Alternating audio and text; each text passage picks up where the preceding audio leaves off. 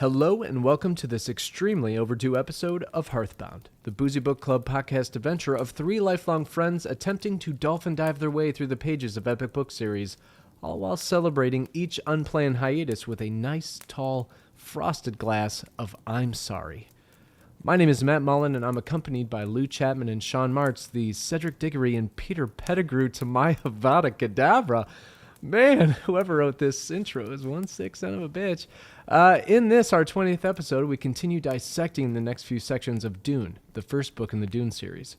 We also give a warm Hearthbound welcome to our very first guest and very good friend, Paul Camper of the Death Saving Bros podcast.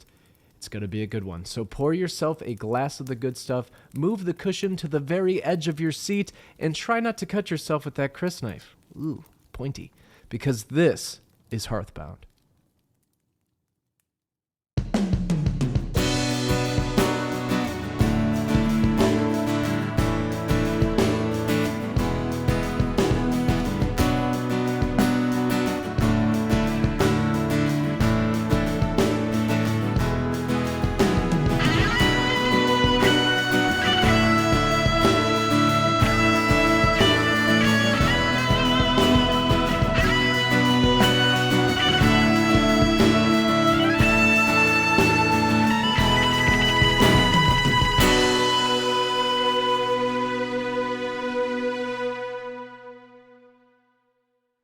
So, welcome everyone into this latest episode of Hearthbound. Thank you all for joining us. It is a special episode for this is Hearthbound's first ever guest episode. We have asked... And 20th episode, if my math serves me right. Decades of episodes. And for the occasion, we've brought on our high school friend, Paul Camper, who is the host of another podcast that you should probably go check out if you're a fan of ours, even a little bit. Paul is the host of Death Savings Bros podcast. Paul, why don't you give us a little bit of an intro? Thank you very much for having me. It's a pleasure to be here. Yes, I am the host and dungeon master of Death Saving Bros. It is a 5th edition actual play Dungeons & Dragons podcast, and we just wrapped up our first massive campaign, which took about 3 years, 90 episodes. Really happy to finally have that out and in the world. So we should be like guest starring on yours. Like, should we start kissing the ground now? That you I feel like I on, demoted you because I didn't mention you were the DM as well. Like, I apologize. Can I grovel? Oh, no worries. Yeah. Do you want him to start over? Because we can do that too. No, not at all.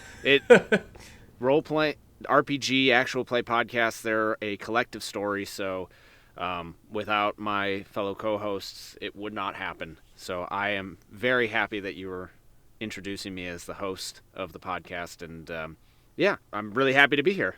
I've never played D&D. It's probably mainly because I've just never been around other people that have, or that have exposed me to it. You know, glaring at Sean and Matt right now.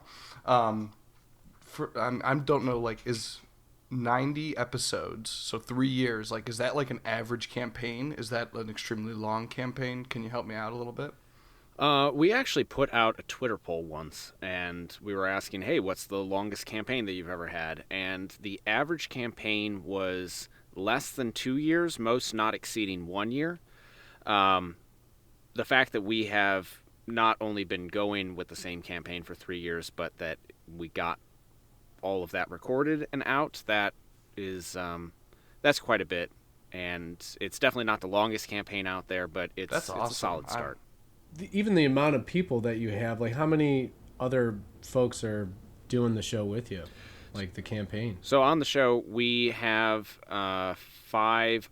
I have 5 other co-hosts. Yeah, I mean, that just sounds like a scheduling nightmare. Yeah. And then we had 3 different guests over the time. That sounds like a great time, though. Just to have a game that's continuously going week in after week. That would be awesome. Oh yeah, very for jealous. Sure. Would love to come on if I could ever come on as a little NPC that is actually a person. That would be great. Yeah, actually, Matt and I were talking about that, and we just wrapped up the campaign, so we're trying to figure out where we're going next. But once we get started on campaign number 2, we would love to have one or all of you at some point. That'd be a lot of fun. I feel like we could be like the various like finishing bosses of a campaign. You know what I mean? Like That's way too much credit. I mean, probably we'd way be too- like a common like orc. yeah, just just a lonely farmer on my on my plantation. Farmer Lou.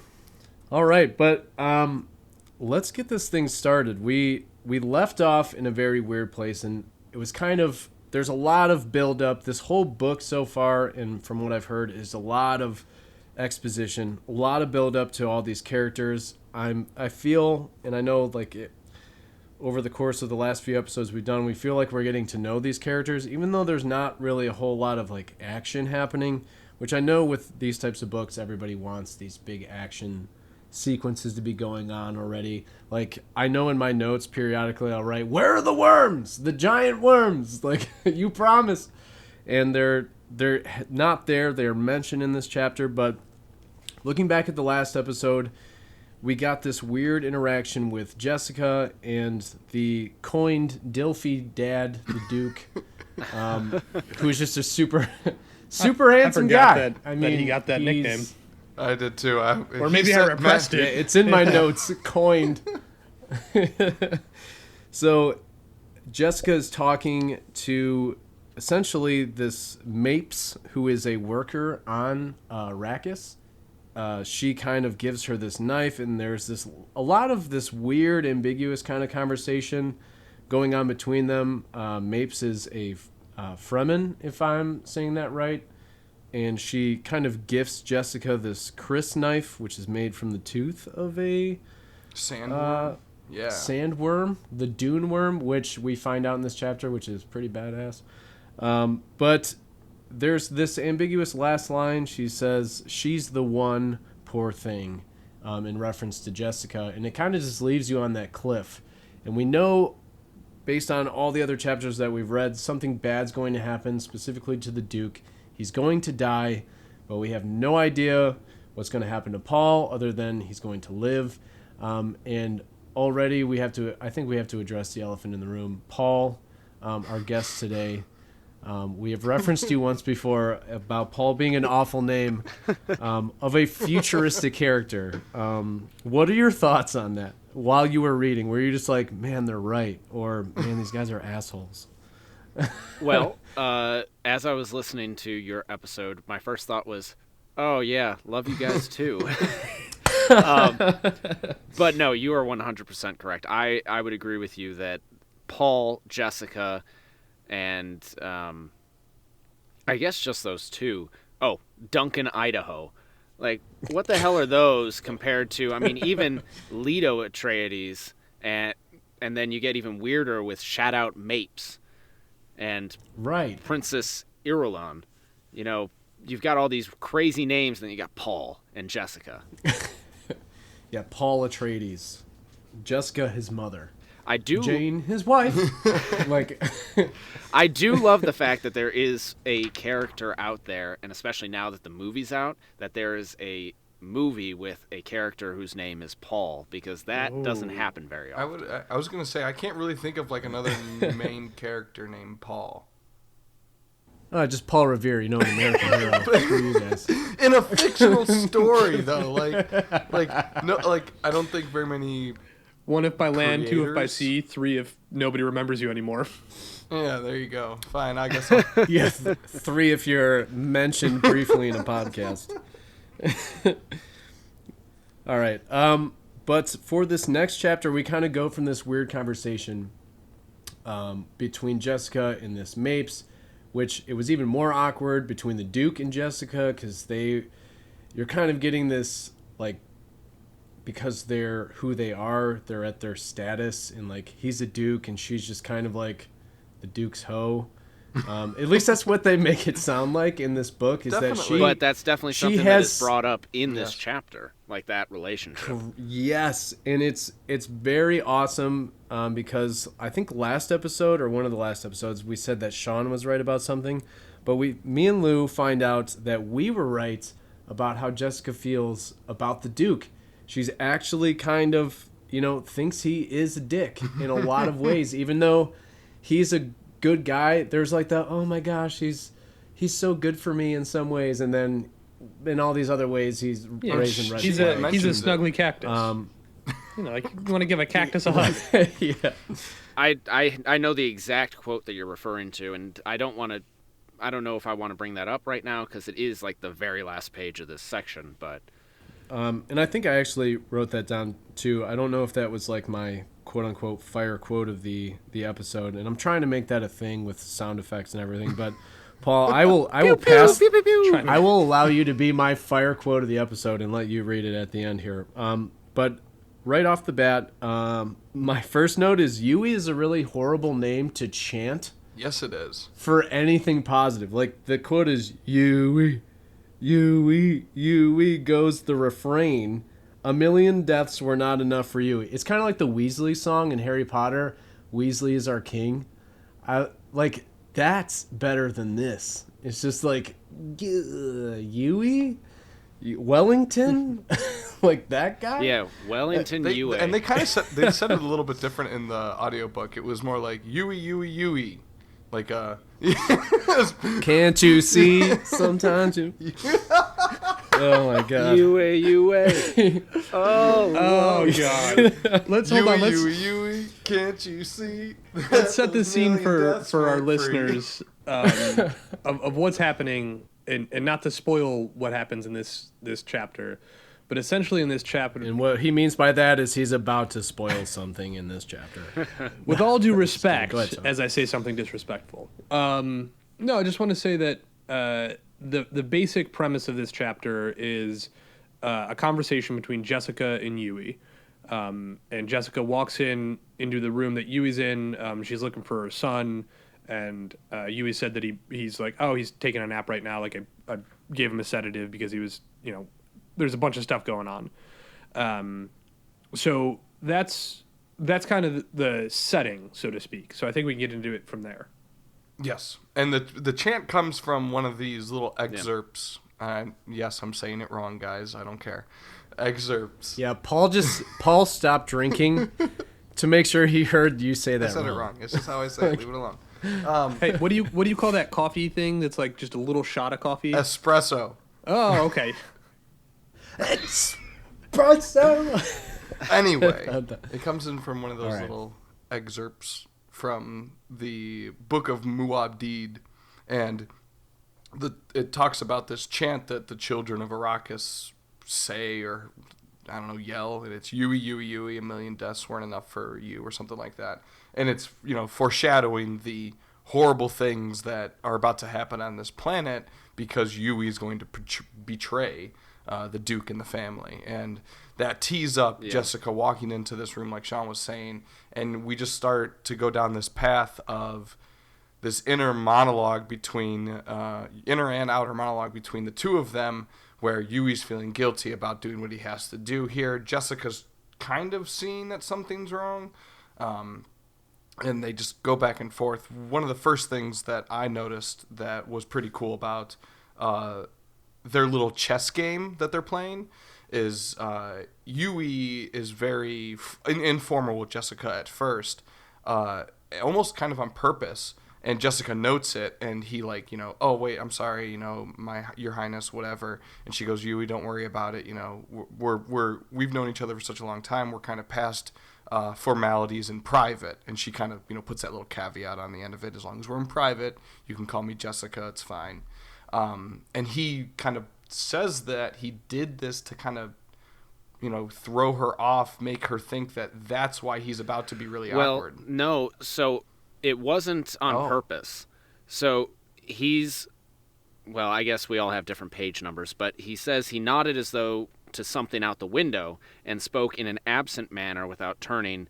Your son grew tired, Jessica. Abruptly, he stiffened, whirled. Oh, my thoughts were far away. So it was totally a mistake on his part. And then the entire chapter is him trying to cover up the fact that he's hiding something. And Jessica, who has the truth say from her Bene Gesserit lessons, is now trying to, what is going on? And Dr. Yue's also somewhat familiar with the truth say and is trying to make sure that he isn't found out. Yeah, that's the vibe I got too. Because a couple sentences later, they give like Yui's inner monologue, and he says, "I believe it has worked. Now she'll think anything unusual in the manner is due to my embarrassment." So it. Go ahead. He got caught with his pants down, I think, because his mental he was pants so down. like yeah, Just staring out the window. he was so focused. But it's kind of like if you if you were in the middle of something and With your pants down. like your mom came in the room. No. Definitely not. But if you were like doing something in your kitchen, like homework or something, and your mom comes in and goes, "Hey, honey," you're like, "What's up, bitch?" I mean, "Hey, mom." I think that's kind of what happened in Yui's mind, because he's so focused, I think, in what he's supposed to be doing, and it's not a good thing. Like, you get that from prior chapters anyway. We already know Yui's going to be the betrayer, but then they're chanting his name at the beginning, and like, this is the moment where he's going to do it. Like, whatever it is, he needs to be, he's on the planet, it's going to happen soon, and he gets into this, like, state where he's just distracted, and then he's like, "Oh, snap, that's Jessica, I'm sorry." And then she goes, "It's cool," and he goes, "Oh, I think she bought it. Like, I think I played it off, like, super well." And, by the way, my note, too, to kind of go along with that point, is that Yui, we kind of get a lot of detail throughout this book of people and how they're sitting in position to the door. I don't know if you guys noticed that, but yeah, I have noticed. I did make note of that as well. That we always get where this person is located in the room that the other character is walking into. yeah. And I said that he's a back to the door kind of guy, which Yeah. is exactly what was said earlier. Is like, don't sit with your back towards the door. And Yui's that book smart versus street smart. Like, he's got all this intelligence, and he's a teacher in that way, but he doesn't have these real world things necessarily. Like, he's pretty new at the whole betrayal thing. Or is he distracted? So I got a couple things. I got a couple things here. In addition to figuring out where he is in the room, we also find out that he has like chalk on his left elbow. So I put a note that I think that's some foreshadowing. So I think later, like, that chalk's going to come back to to be something. That's actually a really good point. This chapter is full of things just talking about a lot of description, not only just about the characters and talking more about how they look and the way that they stand. I mean, Dr. Yue is described as a stick figure with oversized clothing, and everything is not alive except for his head of black hair. So we get to learn more about Yue, and then we also are hearing about just the planet and how the water works and on the planet, and how about date I loved bombs. the little detail that they put in here, to where so Yui's looking out the window, and the part of the reasons why he may be distracted, if he is, I'm saying that's up for debate. But anyway, the reason he's looking out the window is he's watching this throng of people walk by, and Jessica goes over and starts watching them as well, and she notices the same pattern that Yui's noticing. And it's just like, one person's disgusted, one person's fascinated, another person's shocked, and then another person's hopeful. And she's kind of like reminiscing, or maybe not reminiscing, but like trying to figure out why they feel this way just about simple date palm trees. And Yui explains to her that these palms represent life on this planet, and that these palms need, I forget the numbers, but like 40 liters of water, and that represents 100 men that could live off that same water. And it just like further dives down into this realm of like, water is the resource here, water is the economy here. And I thought that was really interesting. Drink. And he drinks. But my note to that, and I had the breakdown as well of how Yui just, breaks down exactly how much water it can hold and how much per person that is, and that these people have like this palm tree envy. And I was like, that's so sad to think about. And then put into like real world terms, his argument is almost like the argument of poverty, like between Jessica and Yui, where Jessica's like, well, I see people who are super hopeful, and there's almost like this duality between these two characters of like, Yui is breaking everything down analytically and looking at it brass facts. Like this is what it is. People hate, this structure because whoever has the water holds the power here, and they have a whole lot of water. And she has already picked up those vibes from the Fremen and Mapes, and she's kind of getting that reassured by Yui, and she's like, you know what, I think the opposite, and she's almost hopeful that mentality can change if the right leadership is there. But you have this back and forth, like if you were to give a homeless person $1, just because they're asking for money, there are some people who won't do it because they're like, you're probably just going to go buy booze, where some people are like, hey, you need this for food or whatever your sign says, I'm going to give it to you and not worry about those things. And you're kind of getting that duality throughout this entire section of them just kind of, there's that chess game going on, but they're both kind of arguing different points about the exact same things. And as much as you're supposed to hate Yui this whole time because he's like betraying their family, they know her, you feel bad for him because he's doing this for a reason, because he has really no control over it. But I think Jessica's kind of giving him hope in some ways that there is a way out, but in his mind, he can't reveal this to Jessica, so he has to continue to be like, everything's cool, like, no worries. Yeah, Matt, you bring up a great point there. I mean, there's this duality, like you were saying. Yui seems like he's cynical and jaded, and Jessica still seems hopeful and optimistic.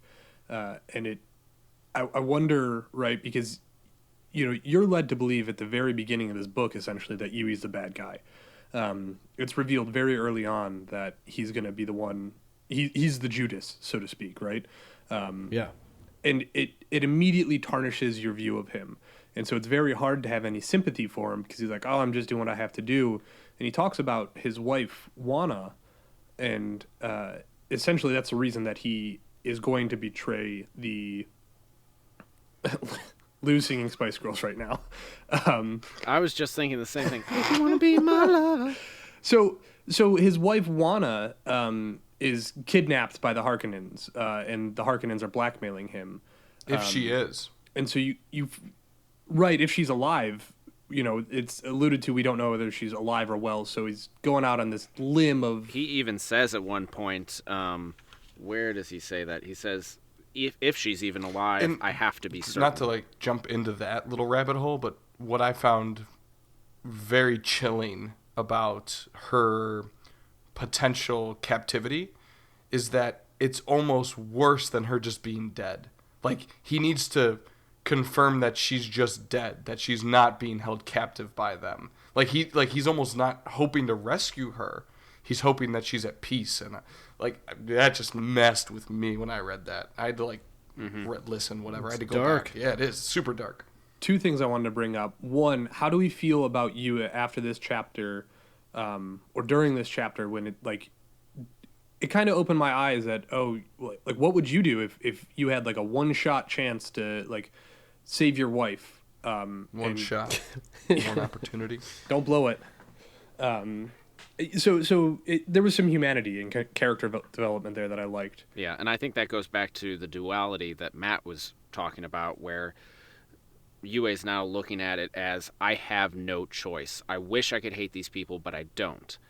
I wish that I could look at the people outside and see the hope that Jessica sees, but I don't. I wish I could look at the planet and see it as something more than just a barren wasteland, but I don't, because everything's taken from me. I have no choice. There's no hope left. Versus Jessica, who has a bad feeling about everything, but is hoping for the best. Yeah, and that's why I think she's such an interesting... an interesting character. Matt, real quick, before we move away from Wana, I had a note that her name... I thought her name probably held significance because the author seems to have put a lot of thought into the names of everything. Paul and Jessica are both biblical names. There's a lot of biblical undertones throughout the book. But I thought Wana was a curious choice because it's the want that Yui has for her, right? That causes him to set this whole thing in motion. So I didn't know if there was some duality to the naming there. Wana, tell me what I want, what I really, really want. Exactly. But just darker than that. Darker than the Spice Girls. Oh, guys, how have we not made this connection? Spice Girls, Spice Spice. Girls. Oh my! Oh. Spice World, literally. Dude, we just won the Dune book. All right, end the podcast. I'd like to solve the If puzzle. only this book weren't published 40 years before the Spice Girls arrived. I'd like to solve the puzzle. Spice Girls, Spice World. The spice must flow. Why Who haven't knows? Maybe we just figured out where the Spice Girls came from. They read Dune. Yeah. Whoa. Yeah. Why isn't it true the other way? They read So, Dune. do they have knew. a tour that was ever called like the Spice Must Flow? the flow tour? Come on, it would have been so good. Okay, moving on. And I think about this time is going to be the first vocab word. Karam. Am I saying that right, Paul? Yes. Karam. Which this is on, in my book, page 74. And they're kind of talking about this representation or in full embodiment or brotherhood of hate. And when I looked up this word online, I got pointed, some guys like, if you're here for Dune, out of all these replies on this comment, he's like, if you're here for Dune, go to the back of your book. You're welcome. I was like, you gotta be kidding me. There's a glossary in the back of every Dune copy. Oh, Every single book has a full book glossary. Oh, no way. In my brain, dude, I was upset about it. I was like, what? So they define words that are like bigger that you've probably never heard, which I don't know how they predict, A. But B, they have all the Dune words that you don't know what they mean in the back of the book. And I was like, I hate... dang Why can't I it. just read like a normal But- person? Why do I have to fall asleep after reading for 15 minutes? Sean's ruining his bookcase over this, guys. Ugh. Yeah, disbelief. Everyone's opening their book to the back. I think we all have the same copy. It's annoying. Oh, there's maps too. Wow. I love a good map. It's I annoying, know but there's maps. there's maps. I actually... There's fold out maps, there's maps. history, and Oh it's my like God. Listeners, in case you didn't know, I Entries. printed off Jeez. the map so I could reference it because that is important to me. Yeah, when Barnes & Noble said deluxe version, they meant it. This is... they got everything. They pulled out all the stops. It only took us 8 chapters to get there. 8 chapters. better than reaching the end of the book and then realize. Yeah, that would have been That is Good very point. absolute true. chaos. To add to the fact that you found, so you went online and you were looking up Karam, and then they're like, just look in the back of the book. So apparently, it comes from the Hebrew word, from a Hebrew word, which means to devote. But more specifically, in Judaism, Karam is to devote something to be destroyed completely. Yeah. So So that's like where To devote something to be sacrificed or to create something to be sacrificed?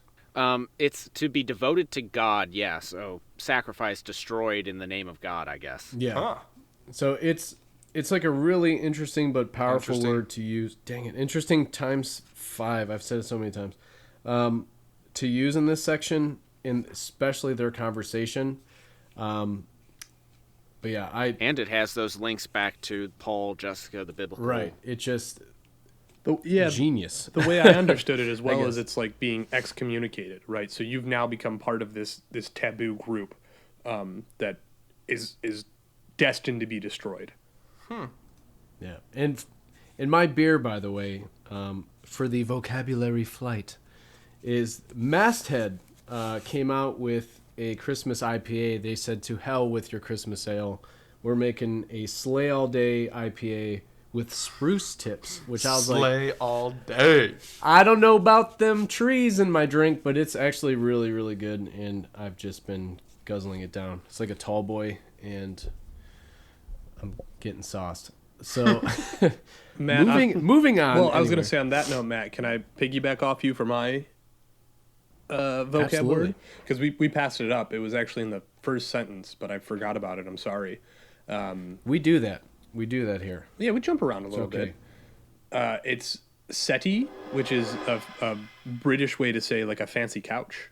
So I learned that today. And then my drink of the episode is not actually a beer. It's hot cocoa with whipped cream vodka. So very festive. Sean's just better than everyone. I don't know if No, you I lack planning abilities, so I ran out of beer. So just before the episode, I was like, what am I supposed to do? Someone went into Sean's apartment and drank all his beer. Yeah, it's the elves, man. They'll get you. They just sneak in and drink your beer. Likely story.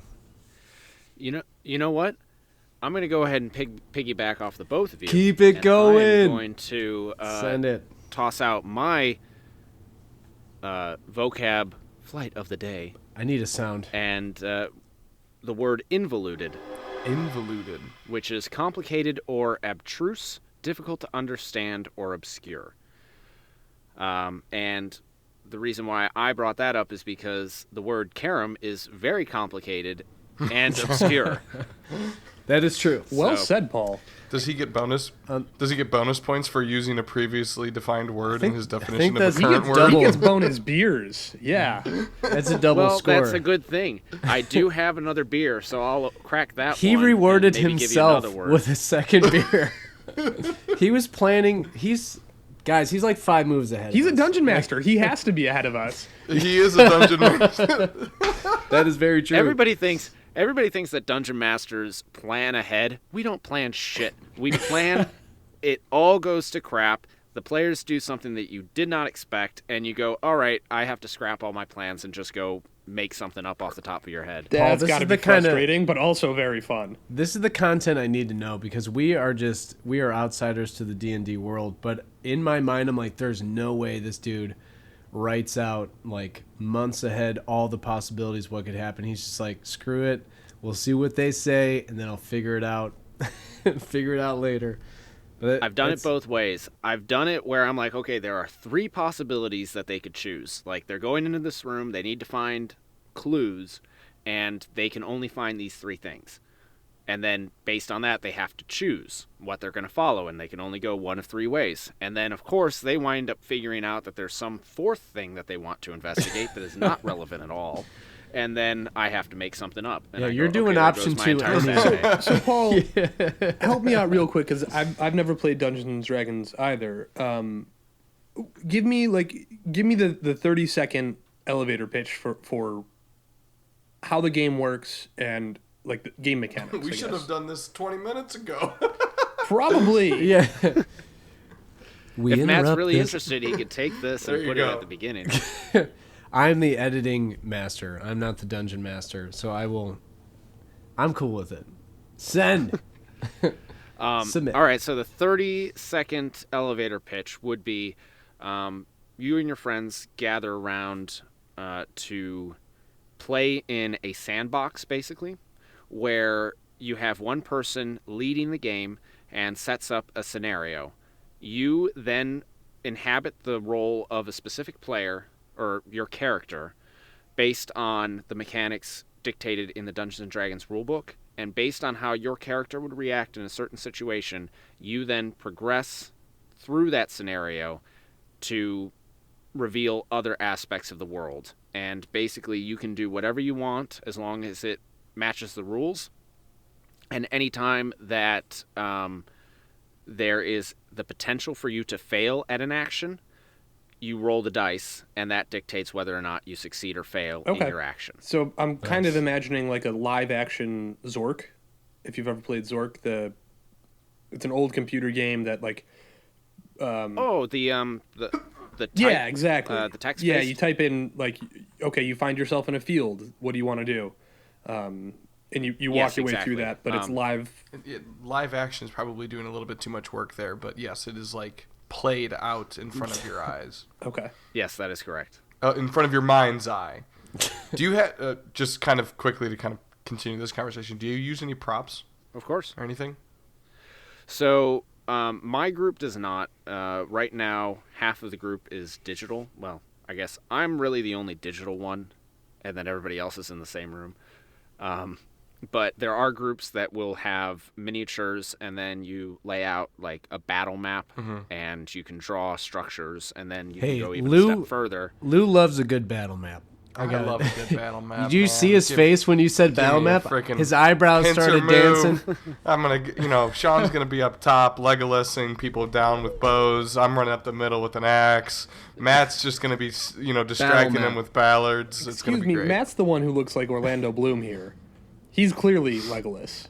You know what's great? People. All right, I'll give him to him. What does that No, make I you, would Gimli? I would hope that I would Are be you the Gandalf. dwarf? Yes, Sean can definitely be Gandalf. I would prefer to be Gimli personally, but that's picking. I don't know if I'm allowed to do that in this scenario.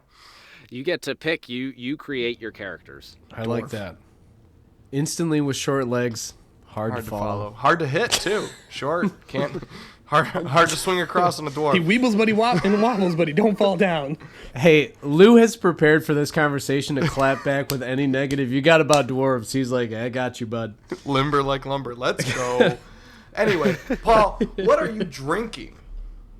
Oh yes, my beer for the flight is the Royal Docks Brewing Company Yuletide. It's a spiced holiday ale. It's brewed in Canton, Ohio. It is 8.5% ABV, which surprised me. I will see how I feel at the end of this. Shoot. Getting sloppy. It is delicious. It is spicy, and I highly recommend. Well, Big fan of Royal continuing on the vocab flight, I guess I'll piggyback off you three and add mine to the list. My word for this episode was malign, which is to make evil, harmful, and often untrue statements about someone. And it is revealed a little bit later in the conversation between Yui and Jessica when they're referring to the Duke. There's a little bit of a miscommunication as to their feelings towards the Duke, both of their feelings towards the Duke. But I am drinking. Oh, I'm getting thumbs down. It's about their feelings of Thufir Hawat. Oh, I apologize. I thought it was about their feelings about the Duke. Must have.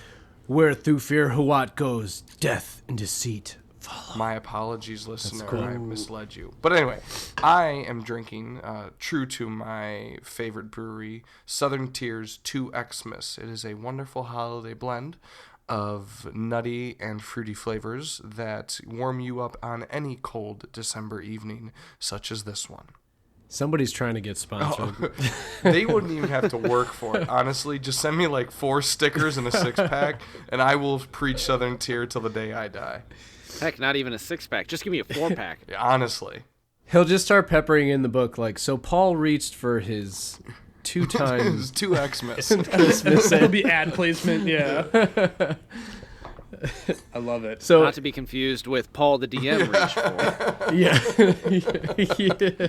I think we all need Oh, 4 jeez. packs, right? So we need 4 packs. Yeah, I think they can make it happen. It's gonna get violent. The show won't make any sense at the end. It'd be like, what happened to you guys? Beer. Southern Tier. Southern Tier happened to us. The ale killed us. So I think what is really cool after they're having this conversation, Thufir Hawat comes up, if I'm saying that right. You guys listen to the audiobook. But they're The Fair Hawat. yeah, Jessica thinks very ill of him, and Yui responds, "You malign him," and she kind of says, he hasn't really given me a reason to trust him in a sense, and they kind of bring up this old feud, which I thought was one of the coolest parts of this entire section is they bring up the feud. Why do the Harkonnens hate everybody so much, especially Atreides? And it's because they were banished for cowardice after this battle of Corrin. Am I saying that right? That I do not know. It's not mentioned in. Oh, Choam. Yeah. Chom. It's Okay. Chom. No, Okay. the battle is the Battle of Corrin. Chom is Is that Oh, the Battle of Corrin. And sorry, yeah. okay? Yeah, cool. So there is always a possibility I'm saying these things wrong, but the Harkonnens, there was this battle. They were trusted to kind of be there, and they just showed cowardice, which kind of made me. I mean, as traditional villain type, these tropes of a villain, they're usually really petty over a dumb reason, and this one's on a major scale. Like being called a coward is one thing, but when your entire civilization of people are called cowards. Like, that's what you're known for throughout the galaxy or the universe. Like, it's kind of a hard thing to get by. And Well, I don't think it was actually the entire family. I think it was just a single Harkonnen was banished by an Atreides. and then just everyone since then has just been like, screw the Atreides. Like, Oh, yeah. whatever way we can stick it to them, we're gonna stick it Yeah. to them. Because And- you're right, though. I mean, especially in this, because a lot of what we've read up until this point is all about building on the backs of human ingenuity and strength. And so if you mark somebody as a coward in this society, that's detrimental not just to that person, like it's detrimental to the entire family. It's a Yeah. black mark, like you said. So what is wrong for the one person is wrong for the entirety. Yeah, it's like kind of having the last name Hitler in 2021, or like you're just that's. I think somebody told me recently that all the descendants of Adolf Hitler have vowed to never have children to end that bloodline. So like it's never continued. Yeah, and they've kept up to it. Like they're in their, I think, late 40s or whatever. I don't know time-wise math. You guys are better than me at that, but I think they have vowed, I am not going to like father or mother, children. I'm just going to die with this name, so it ends here. It's not going to be like a Genghis Khan thing where it's like, oh, we're related, kinda, because our great grandpa was a very A philanderer. Was a madman. yeah. But I do have this one quote that I pulled out that kind of wraps their conversation up, because we were talking about this duality in this chapter of, and there's more, but this quote was going to be my fire quote, but what Paul has is going to be the fire quote, I think, of the episode.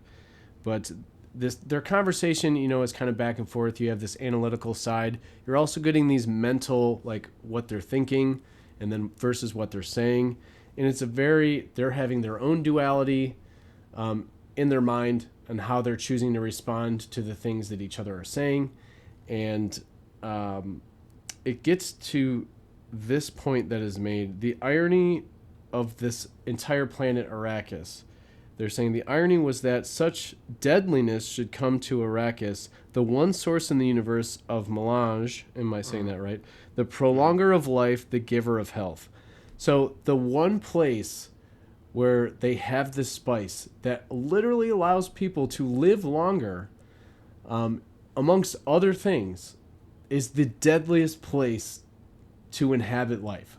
It's this huge irony, and you have, we pointed out these environmental things that are pointed out by the author. There's just so much to this world that he is building, and some people, complain about this, and I think even with the movie, and Paul will, without spoiling it, I'm sure you can give some insight to this, but they're like, not much happened. It was kind of exposition, but this whole book is exposition, but it's like really good. You have a lot of detail of like, where are we? What are we doing? Who's on whose side? Who stands alone? What are their ambitions? And we're kind of getting all of this while also building the suspense of like, something bad is about to happen. And we're just waiting to see when the dust clears where everybody stands. And we haven't gotten that yet, which builds suspense, which is great storytelling. So that quote kind of, for me, I was like, man, that's so good to point out and remind the reader that this is the deadliest place you could possibly be. They're moving here, and they hold like a lot of the big cards. They hold all the water, or the most water, and they're newbies on the street, and everyone could be trying to kill them, could be trying to be their friends, and they just don't know. And so I thought that was really awesome. Go further along with that idea of the duality of this chapter. They talk about water in this desert planet. Wow, that was really hard for me to think of, guys. I'm sorry. I saw about the gears. Yeah. They talk buffering.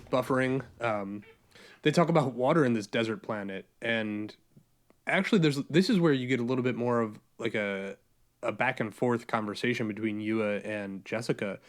Jessica essentially alleges that, hey, something's not right here, because they keep digging these wells and something like jams it up. And you was kind of like, well, what do you think it could be? He's like, it couldn't be anything like that we know of. And she's like, well, exactly. It might be something we don't know of, and it wouldn't surprise me if the Harkonnens did something to induce this. That is what Jessica says for the listener. Yeah. That is not Sean's speculation. Yeah, correct. I'm sorry. That made Sean sound really this smart. Is all Jessica's. This is all conversation between Jessica and Yua, and Jessica essentially says, "Hey, like this whole planet is veiled in like Harkonnen conspiracy. Like anything and everything could be a trap." And kind of pointing or tagging along with what Matt was talking about, how it's kind of ironic that the one place where you can get this resource is the deadliest place. I think it's kind of a callback to what Sean and I have talked about it previously as well, is like systems are made so that life, or you could look at it as these systems are constructed this way so that life on Arrakis is hard and deadly because of the resource it provides. And it's kind of going with naturally exploitative. Exactly. And what Sean was talking about it. And I think that's what this book's pointing to, is that, you know, there's obviously lots of layers of things going on. It's like an onion. And and this book, I mean, Paul can probably touch on this a little bit, but from my understanding, this book is mostly exposition into that and setting up for bigger and better conflicts. Yeah, so it was briefly mentioned. I did see the film. I actually saw the film before reading the book.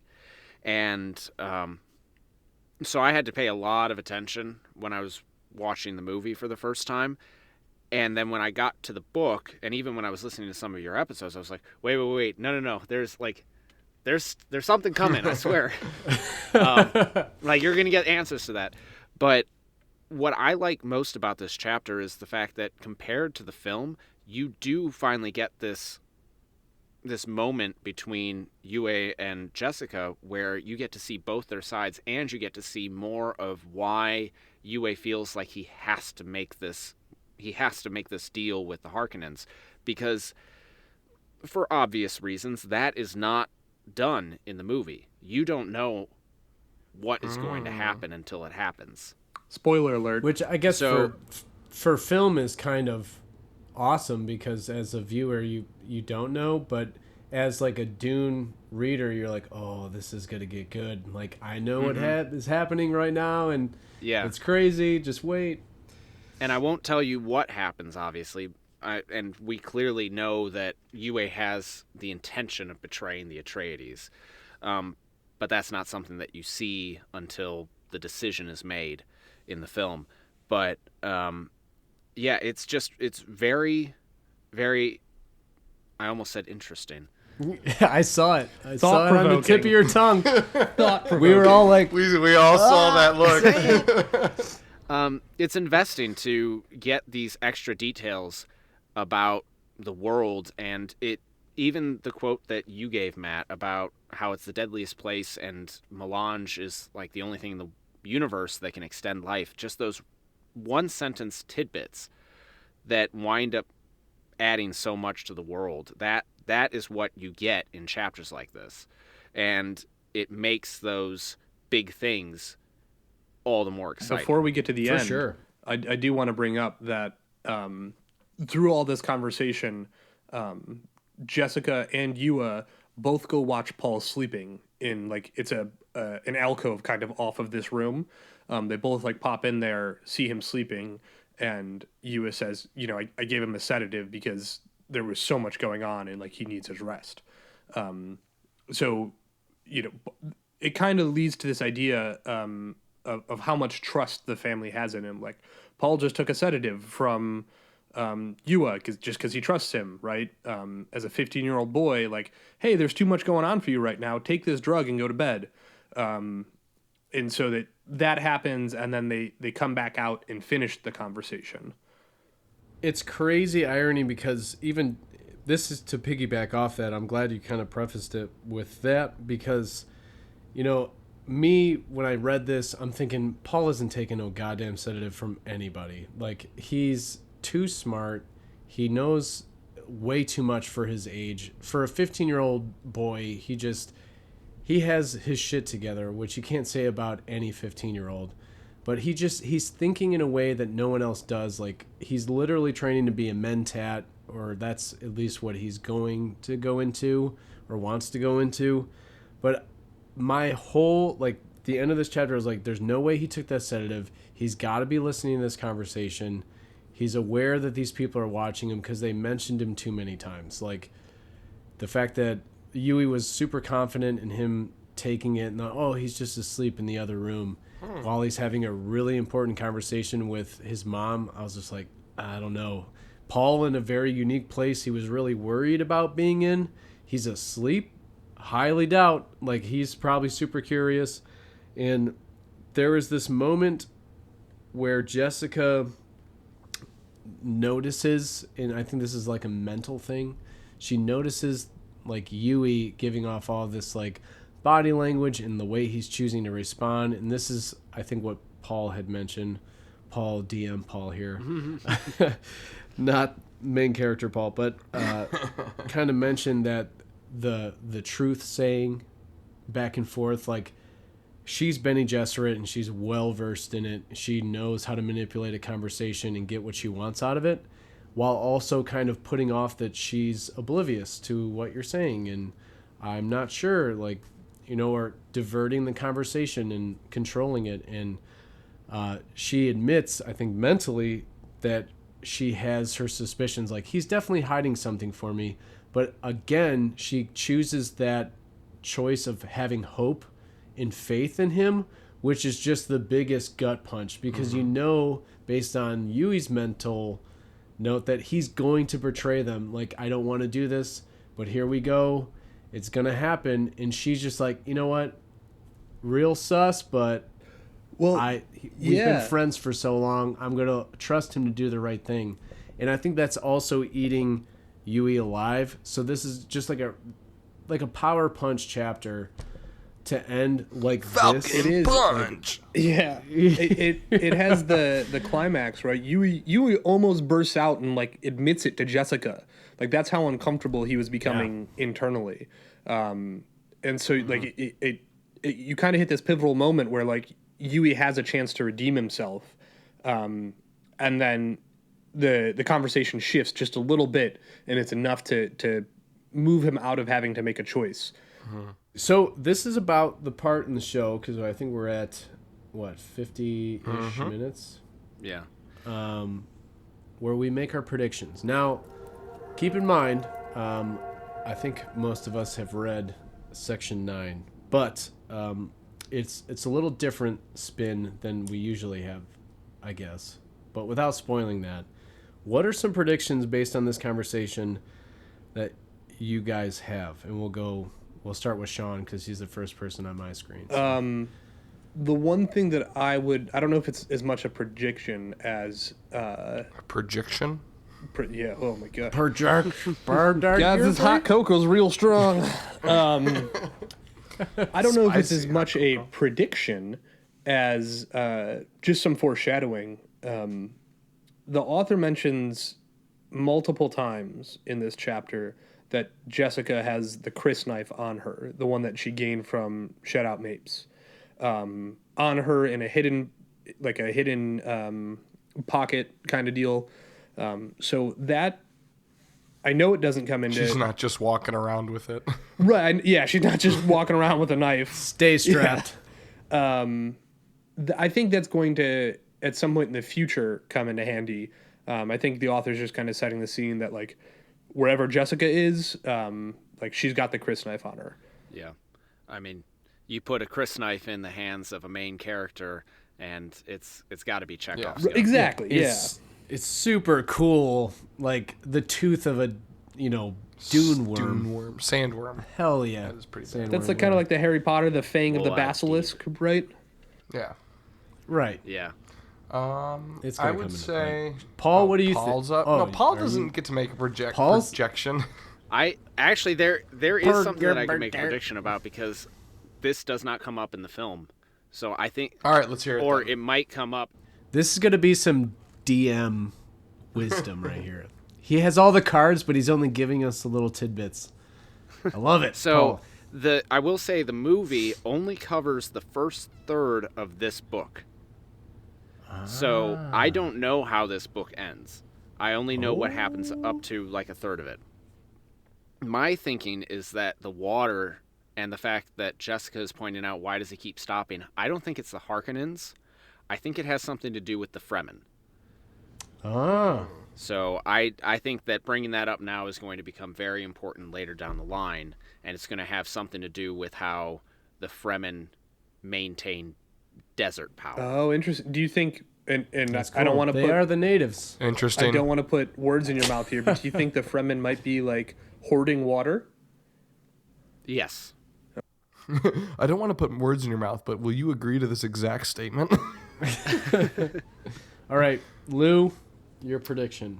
I'm gonna stay with Yui here, and first off, just side note, I think your thought about Paul being awake during that conversation, nah, I didn't buy it. Second, my prediction is I think Wana is dead. I think I think she's long gone. I think I think that's a very I fair think the guess. Harkonnens are using the fear that she's in pain more so than, like, they're bluffing, right? That it's Fear is the mind killer. exactly. So I think that It's on the book That's cover. very kind of like Star Wars kind of borrowed this same theme, right? Anakin, spoilers. Anakin was so concerned about his mom being in pain that led him to these great risks, right? That turned him into something, you know. all right. Wait, his mom or Padme? Oh yeah, I- sure. no, well- Whoops. Well, I think it was both, wasn't it? You could make an argument that the start is his mother, right? Like, because he has Yeah, I would because agree he with has that. those nightmares about her being kidnapped by the the nerd sand enemies. people. Yeah, the sand They people. walk in single file. Yeah, to hide their numbers. But yes, essentially that's my thought, is that the Harkonnen are just playing Dr. Yui, and I think he ultimately learns of her death after it's too late, right? Like he flips the switch that turns this whole mousetrap into, Rube Goldberg machine of events that is betraying the Atreides family. And then he learns that she's been dead for years, but subtly, right? Like some Harkonnen, or not Harkonnen, someone like Shout Out Mapes tells him, oh yeah, she died eons ago or whatever, right? I think that's my Yeah. Oh my god, Sean, what have you done to me? Prediction. He ruined him. Holy cow. Yeah. And my prediction is somewhat a piggyback off that, I think. I might adapt that into mine. I think that this conversation before... It's kind of like if you're about to jump off the diving board and someone comes up to you and be like, hey, man, there's a shark in there. It changes things for you, like you're not jumping in that water. Or you can be like, hey, everything's going to be fine, and they push you. I think this conversation for Yui has been more of like a kick in the nuts, because he was already in the mindset that he's going to do this thing, and he's ready to do it. He's here. He's come this far. If he doesn't do it, there's going to be problems. And then the last person in the world he wanted to see before he actually does it is Jessica. I think because we've been doing a lot of Lion King, at least I have, relation here, where yeah, I like remember Scar that, yeah. lets Simba go. And I think Yui might stage Paul's death in some way because of Jessica showing him this kindness, even though there were times where he's concerned that she knows that he is up to no good and that he's the one to blame. And like you said earlier, even with the chalk on the elbow, even if that's not a revealing factor later, I feel like Jessica's going to know and let him know in some way. And That she knows. that she knows. and he's going to not kill Paul if he's responsible for Are doing that. we sure that it's always been in the plan that Paul dies as well? Well, from my understanding, it was the Duke and Paul need to die because Paul is his, like... Heir. His heir. So kind of like a Lion King thing, which is, I think, why I've been following this theory all along. Not that his uncle is letting him off the hook, but Yui has been like family to him his entire life, his teacher, his mentor, this and that and the other. But I think he's not going to be able to do it when it comes time to actually pull the trigger, or the proverbial trigger, whatever we want to call it. I think he's going to find a way to let him go. Let Paul go. Yeah, because, I mean... So far, we've had the debate, and Paul, I don't think you've heard this because we haven't put out the episode, but we've been debating who's the main character here. So we've been talking about, well, Paul should survive because he's the main character, or is he? And having that debate, which has been interesting. Dang it, because I will drink. Because a lot of these characters in the book are just made out to be so important, and each of them are carrying such a significant weight. So Yeah. I don't know. That my prediction is that Yui is going to get cold feet, and he's not going to be able to do what he wants to do. Matt, So you're no, I was going to Go change ahead. the subject. Go ahead, Lou. so essentially your thought here is that like Yui's going to go through with like 95% of the plan, and that last 5% is him not killing Paul. I think Paul's going to be involved in that. He's not going to be able to do it. Like, this has been a person in his life for what we understand forever. So I just can't see him having to be the one to be involved with Paul getting killed at all, because the Duke's going to die. Paul might be involved with that, and I can't see him carrying that out for someone. One, that is the spawn of Jessica, A, and B, who has been his student forever. So I see it. I can see it. Well, Okay, let me go ahead, Sean or Paul. let me toss in something real quick on that point. So you're talking about him going through with 95% of the plan. On page 73 of our edition, yeah, Yue actually says, "But I must stand before that black baron, the Harkonnen, with his deed accomplished, and take my one chance to strike him where he is weakest we didn't in his talk gloating about moment." this. I made a note of this as So well. Yue already plans to Double cross. quote unquote, Yeah, go with the plan Oh my until gosh. the final moment, in which case he hopes to take down the Baron.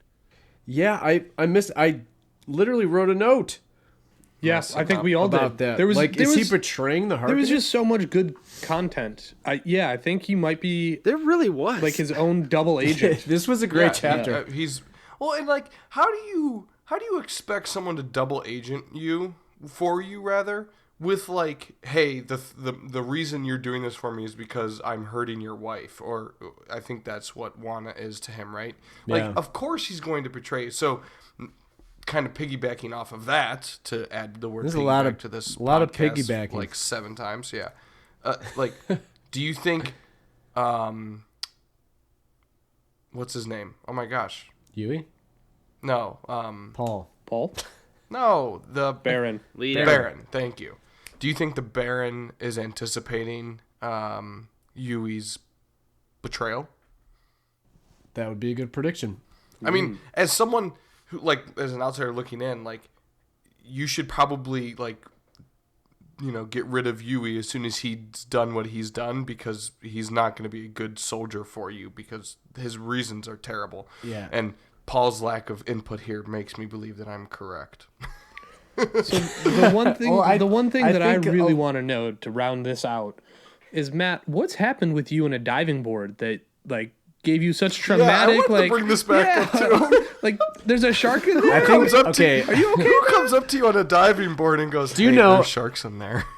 okay, my childhood mind was like deeply disturbed. I think every time I went to like a indoor pool and you saw those like black lines at the bottom, somebody planted the seed in my mind that was a hammerhead shark.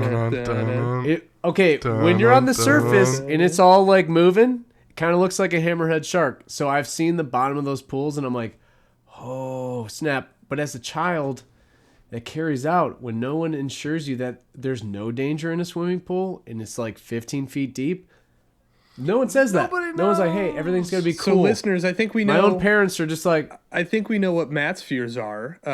What do you think the rest of Deep water. our fears are? A. Deep water. Yeah, deep And water. hammerhead Okay, I can sharks. tell you right now. Right in. Deep ocean water, A.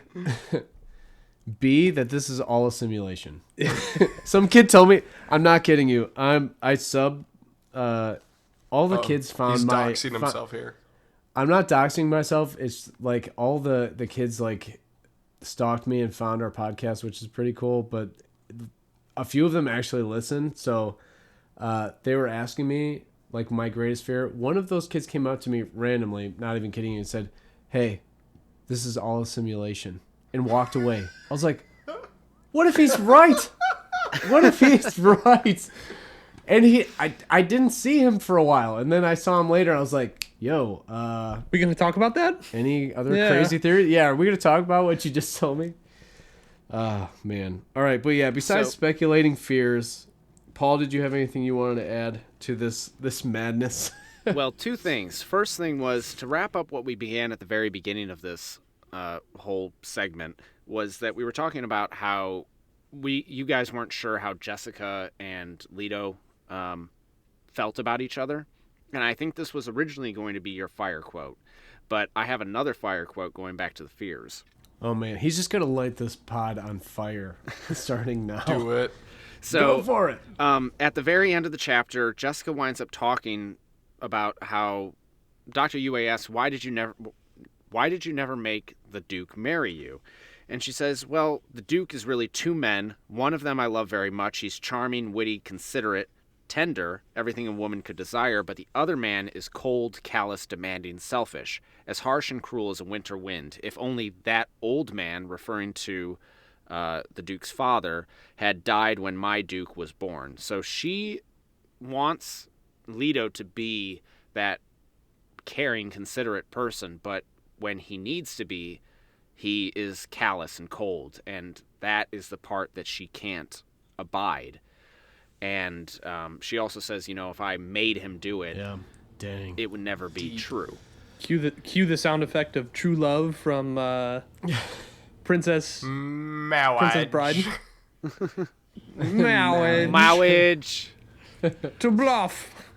So I think even that plays into what I kind of want to change the fire quote to be about. She fears pushing the subject with the Duke. She doesn't want to make him marry her for political reasons, for personal reasons. Yue doesn't want to do what he plans to do and betray the Atreides, but he has to. And the fire quote I want to go with, it's a little bit lengthy, but Jessica asks when Yue's looking out the window again, what are you thinking? And he says about how much money spice brings in on the open market. And Jessica says, does greed touch even you, Wellington? Not greed. What then? He shrugged. Futility. Savage. Yeah. Chills. No, that's a great cap on Pow. his outlook, right? He's Yeah. he's jaded and cynical. Damn. Yeah. Well, So, thank you for listening to this episode of Hearth Bound. Good night. All right, but we are reaching about time, and Paul, that was a legendary way to end the episode, and kind of, give a look into the future of what this story holds. I feel like we end every episode saying like, I just want to keep going. I just want to keep reading and see what happens, because it's just building and building and building. And this chapter was really, quite honestly, a good one to have you on as a guest star, because you get to experience, like, I know that you've read up to this point, even though we only gave you this section as the assignment, but it's just such a, I think, important clarity point in this story. But it is, we have another episode to go to see like what happens. I feel like every episode when we end it, the next one is going to be it. Like, this is going to be the one. The worms are coming. All this bad shit's going to happen. Here we go. But Well, we can find I mean, out even next though we're episode disappointed- how wrong Lou is. Yes, we can, absolutely. But Paul, once again, thank you so much for... You Wait, were am I wrong? wrong? Yeah. Wait, hold on. We're just gonna brush listeners, up. tune in to damn figure out how it. wrong Lou is next episode. Oh, fuck. And make sure you guys check out, Eat goddamn crow. besides listening to Lou wail on, make sure you guys check out Death Saving Bros. Paul is the DM. He is the magician behind the keys, doing all the editing, as I know. Check them out. Paul, is there anything that you want to say before we sign off here? Just wanted to say thank you so much for having me. And listening to you guys, you're sitting around and talking about each chapter, and I think to myself, well, was there really that much to talk about? And then you get on and you start talking amongst friends, and it's just, oh my gosh, like, we got to talk about this, we got to talk about that. It's very, very exciting to just sit and dive into a single chapter, and this was a lot of fun. Glad you So had thank fun. you, Thank for you, having me. Paul. No problem, man. And we may have him on a couple future episodes, maybe the next one. We don't know. But until next Tune time. in next week to find out, does And Paul until next time. Kimmer join us again on the adventures of Paul on the planet of rockets? All right. See you guys.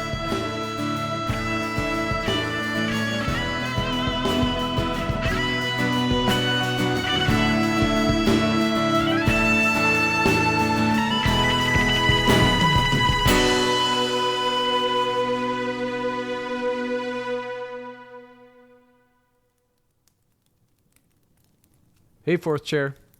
Or is it the fifth chair? Thank you for listening to this episode of Hearth Bound.